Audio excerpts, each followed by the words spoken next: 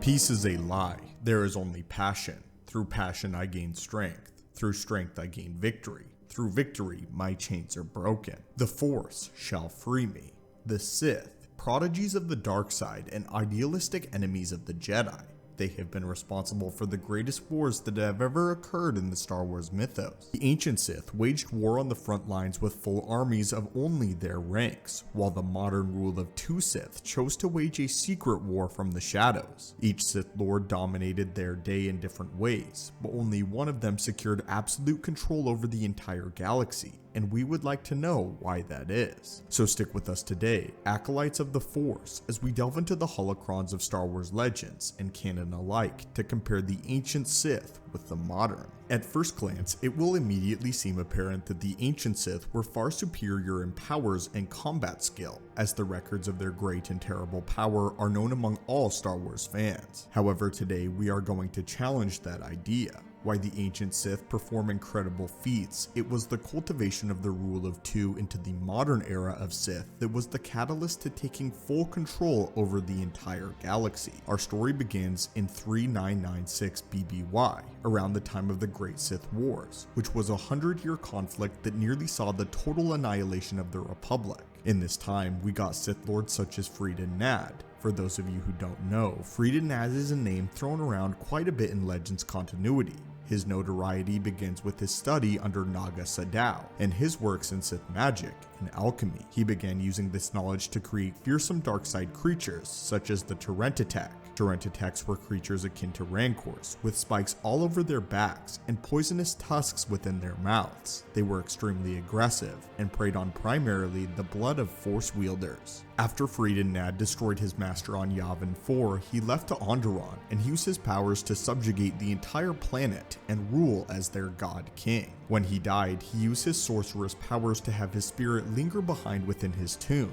His tomb would be so strong in the dark side that it served as its own nexus of dark side energy. Nad's influence over the galaxy would be felt for many more years, as his followers would wage a new war on the Jedi. The terrible beasts that he had created would also spark the Beast Wars, as well as the Great Hunt. After that was when he corrupted the Sith Exar Kun, who would go on to serve in more of the Sith Wars. Exar Kun was already a formidable apprentice as a Jedi, but once he accepted the dark side and began his research and delve into it, he would become a galaxy-shaking force for evil. In his discoveries, he found the secrets to Sith sorcery and Sith alchemy. When he was on trial in the Senate, he used his powers to freeze every member of the Senate in place, and then promptly dominated the mind of the Chancellor and used him as a puppet in order to make an announcement that the Republic was crumbling.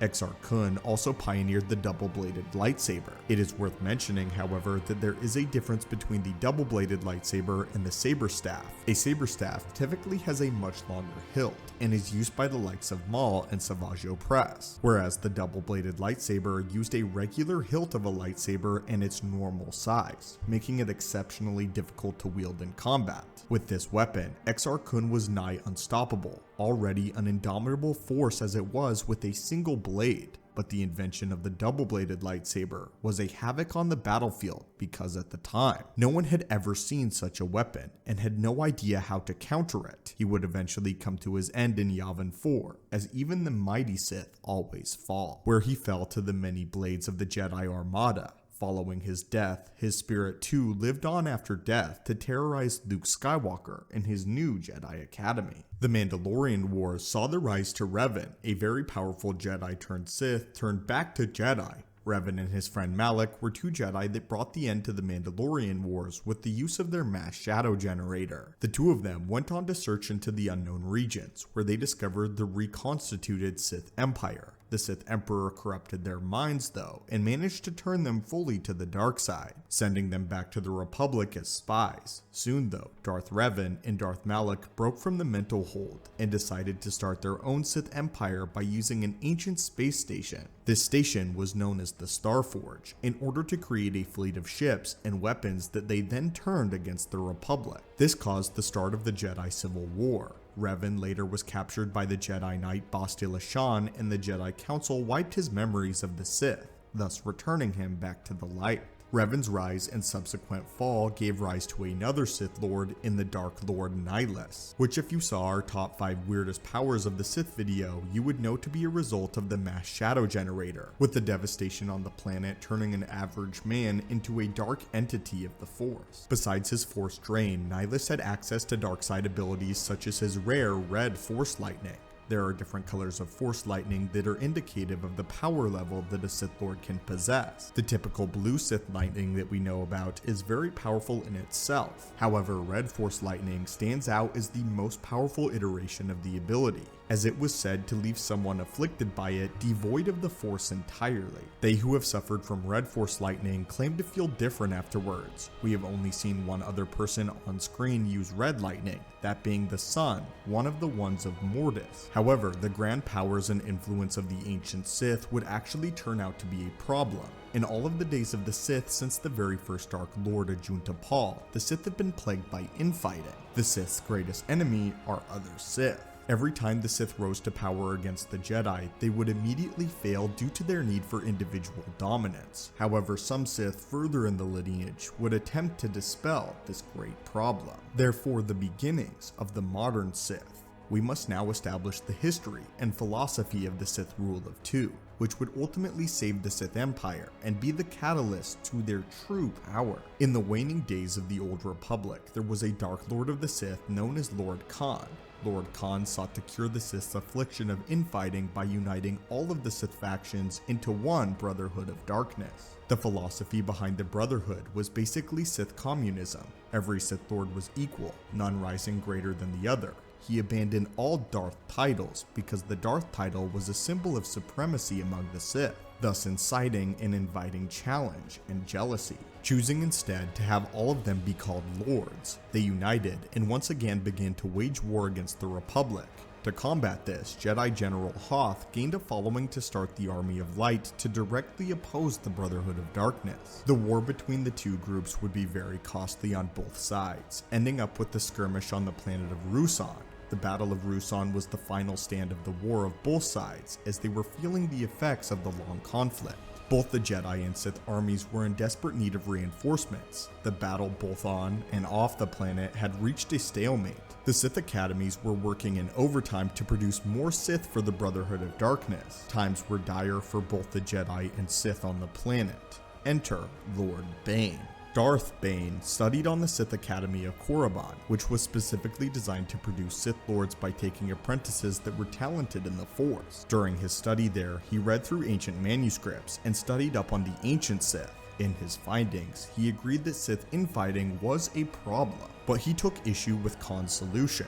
According to Bane, the dark side was not a torch to be passed from mantle to mantle, but a deadly venom, powerful in one, but weak when diluted. Bane saw that the dark side was most powerful when focused on a single individual, rather than being spread thin amongst the masses. He believed that only one should rise and rule above all. Due to this, he not only strongly disagreed with Khan's Brotherhood, but was outright disgusted by it. He took the title of Darth Bane and went on a journey of discovery, where he would study directly under the ancient Sith masters by hunting down and accessing their old holocrons. It would be here that he developed the Sith Rule of 2.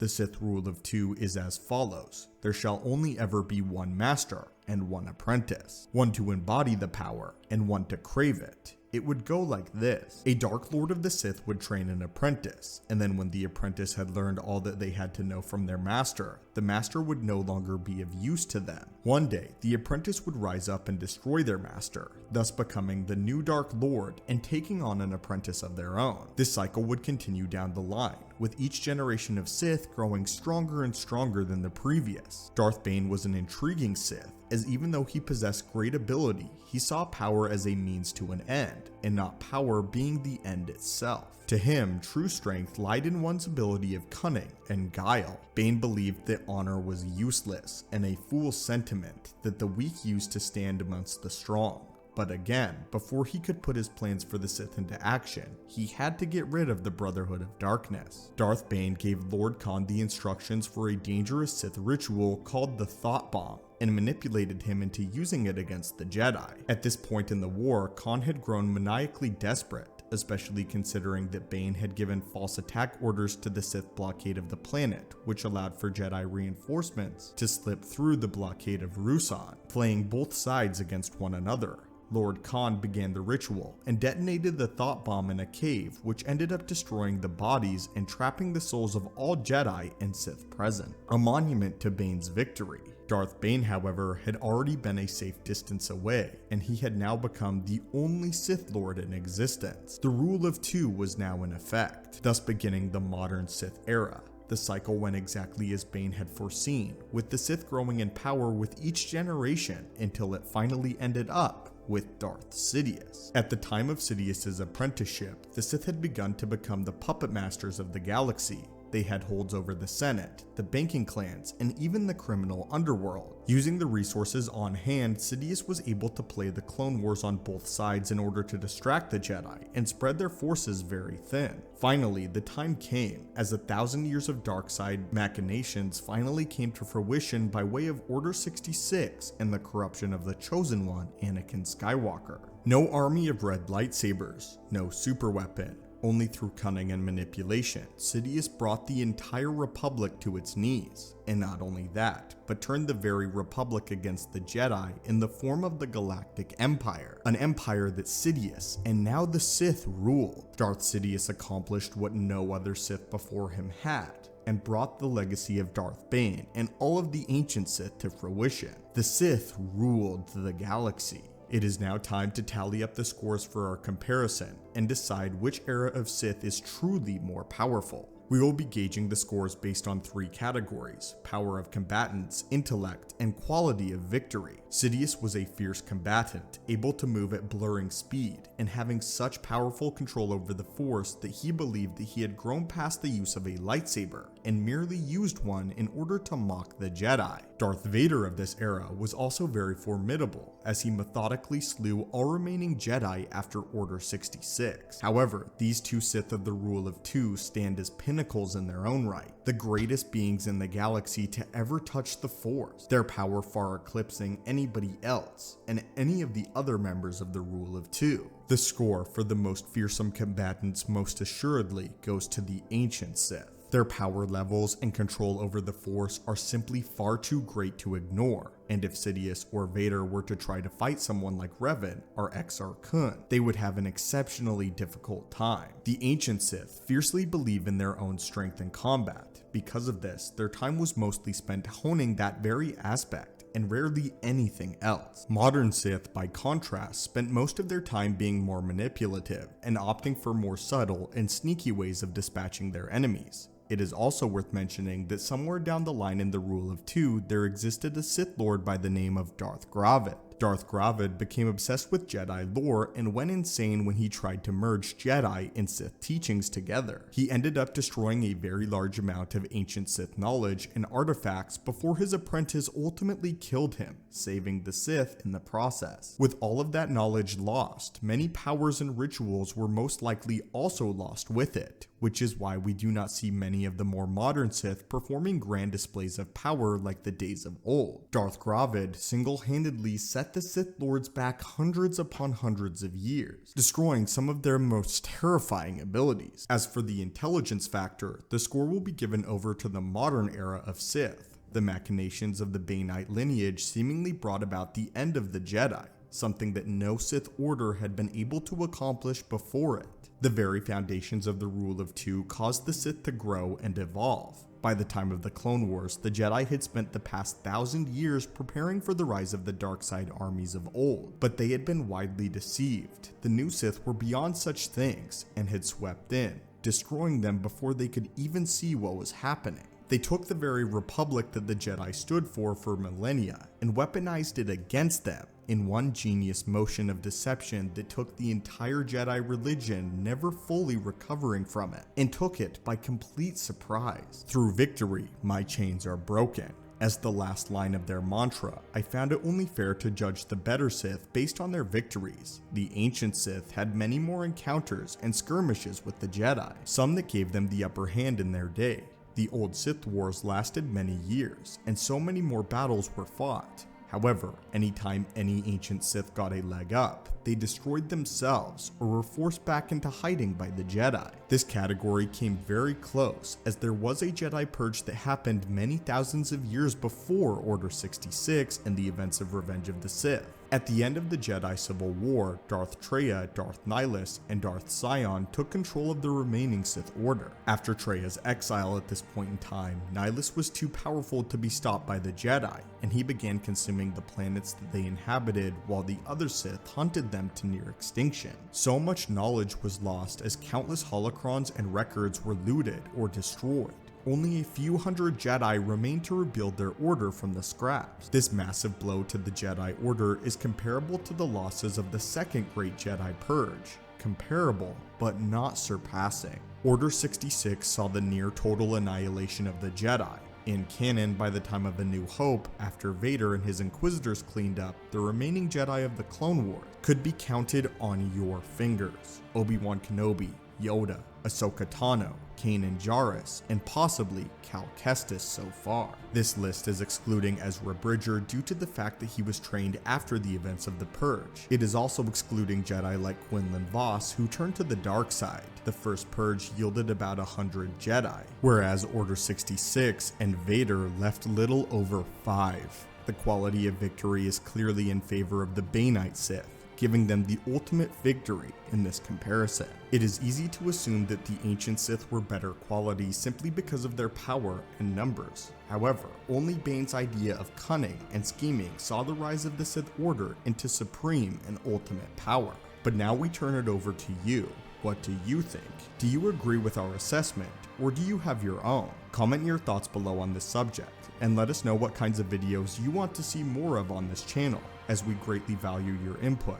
Now my friends, go forth, and may the Force be with you.